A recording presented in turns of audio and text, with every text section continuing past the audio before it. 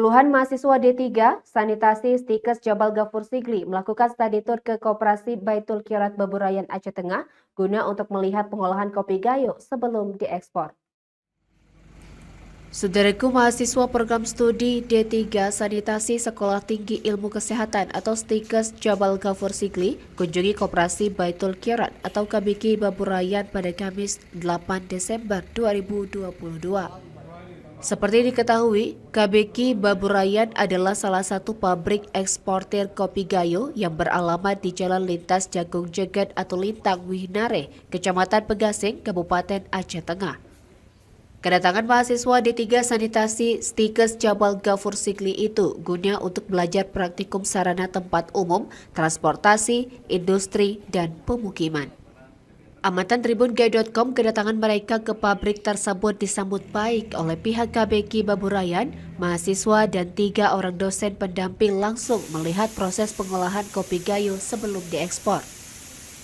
Proses pengolahan kopi gayo itu pun diikuti secara cermat oleh mahasiswa. Bahkan di sela-sela mengelilingi pabrik mereka juga melakukan diskusi dengan para pekerja di lokasi tersebut. Setelah mengelilingi lokasi pabrik, para mahasiswa dan dosen kembali belajar di suatu ruangan dan menampilkan video yang berkaitan dengan kopi gayo. Staf pengajar Stikes Jabal Gafur Sigli Aceh, T. Khairul Razi STMT CED, merupakan mahasiswa Dr. S3 Ilmu Teknik Unsyah, mengatakan bahwa Stikes Jabal Gafur Sigli telah memiliki MOU dengan pihak KBK Baburayan. Selanjutnya ia juga berharap mahasiswa bisa menyerap ilmu terkait kopi, bukan hanya sebagai bahan baku dengan kualitas terbaik, namun limbah kopi tersebut bisa dimanfaatkan. Salah satu mahasiswa Stikes Jabal Gafur Sigli, Riza Wardani, menyebutkan sebanyak 13 mahasiswa hari ini melaksanakan praktikum di industri KBK Baburayan.